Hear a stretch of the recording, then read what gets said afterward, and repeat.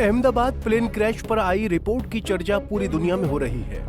विदेशी मीडिया में इस प्लेन क्रैश को लेकर सवाल उठ रहे हैं। इस रिपोर्ट के आधार पर विदेशी मीडिया ये झूठ फैलाने में लगा हुआ है कि इस प्लेन क्रैश के पीछे की वजह एक पायलट है। पायलट ने जानबूझकर इस विमान का फ्यूल स्विच ऑफ कर दिया था। इस पर AAIB ने भी जवाब दिया था कि हमें किसी भी तरह के निष्कर्ष पर इतना जल्द पहुंचने की जरूरत नहीं है। जांच अभी चल रही है, लेकिन अब भारतीय उड्डयन मंत्री ने विदेशी मीडिया के इस प्रोपेगेंडा को काउंटर किया है। आइए समझते हैं क्या है पूरा मामला। दरअसल गुजरात के अहमदाबाद में क्रैश हुए बोइंग प्लेन को लेकर विदेशी मीडिया दावा कर रहा है कि यह हादसा पायलट ने जानबूझकर किया है, लेकिन अब वेस्टर्न मीडिया के प्रोपेगेंडा पर सवालिया चिन्ह खड़े हो गए हैं। अब इस हादसे पर भारतीय केंद्रीय नागरिक उड्डयन मंत्री राम मोहन नायडू किंजरापू ने कहा कि आपने देखा होगा कि AIB ने सभी मीडिया, खासकर पश्चिमी मीडिया से भी अपील की है कि किसी ऐसे निष्कर्ष पर नहीं पहुंचना चाहिए। इन मीडिया चैनल के कुछ निहित स्वार्थ हो सकते हैं, जैसे कि वो जो लेख या रिपोर्ट प्रकाशित करने का प्रयास कर रहे हैं। मुझे AIB पर विश्वास है, मुझे उनके काम पर विश्वास है। उन्होंने पूरे ब्लैक बॉक्स को डिकोड करने और भारत में ही डेटा प्राप्त करने में अद्भुत काम किया है। ये हमारे लिए बहुत बड़ी सफलता थी, क्योंकि पिछली घटनाओं में जब भी ब्लैक बॉक्स क्षतिग्रस्त देखा गया था, डेटा प्राप्त करने के लिए इसे हमेशा विदेश भेजा गया था। लेकिन ये पहली बार है कि AIB ने सफलतापूर्वक सब कुछ रिकॉर्ड किया है। अभी फाइनल रिपोर्ट आने से पहले किसी भी कंफ्यूजन पर नहीं पहुंचना चाहिए। No, you have seen that AIB has made an appeal also to all the media houses, especially the Western media houses also, who might have certain vested interests in the kind of articles or the reports that they are trying to publish. I believe in AIB. I believe in the work that they are doing. They have done a wonderful job in decoding the whole black box and getting the data out in India itself.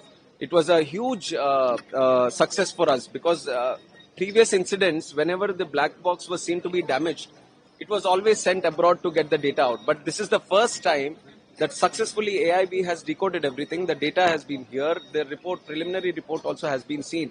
But making any comments until the final report has come, I don't think it is a good exercise on behalf of anyone. विमान में आखिर क्या समस्या आई?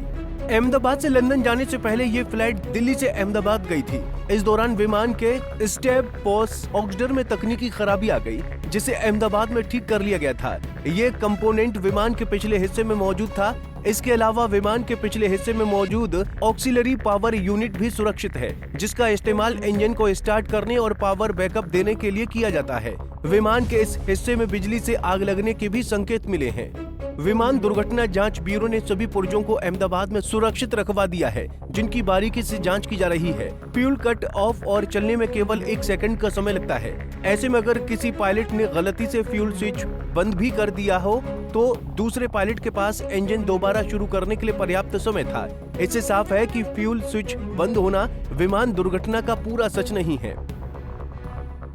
इस मुद्दे पर federation of Indian pilots ने विदेशी मीडिया को लताड़ा है। FIP ने इस मुद्दे पर कड़ा एक्शन लिया है। आइए समझते हैं FIP ने इस मुद्दे पर क्या कहा।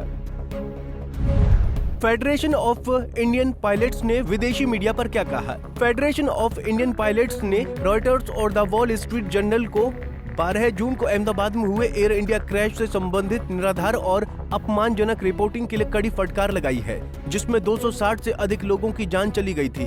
FIP ने तेजी से कार्रवाई करते हुए दोनों मीडिया आउटलेट्स को उनकी कहानियों पर कानूनी नोटिस भेजे, जिन्होंने भारत के आधिकारिक जांच प्राधिकरण की अंतिम रिपोर्ट का इंतजार किए बिना दुर्घटना के कारण पर अटकलें लगाई।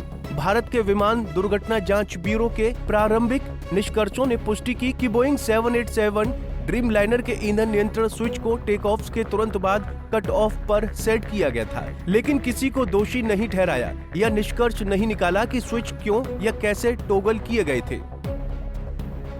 बहरहाल अब इस मुद्दे ने जोर पकड़ लिया है। किसी भी तरह से इस मुद्दे पर किसी ऐसे निष्कर्ष पर पहुंचने की जरूरत नहीं है जो अभी तक साफ नहीं हुआ है। ऐसे में विदेशी मीडिया के इस प्रोपेगेंडा का पर्दाफाश होना जरूरी है। फिलहाल के लिए इस खबर में इतना ही। देश और दुनिया की बड़ी खबरों के लिए देखते रहिए पंजाब केसरी टीवी। हमसे जुड़े रहने के लिए हमारे YouTube चैनल को सब्सक्राइब करें और नई वीडियो की नोटिफिकेशन के लिए बेल आइकॉन को दबाएं।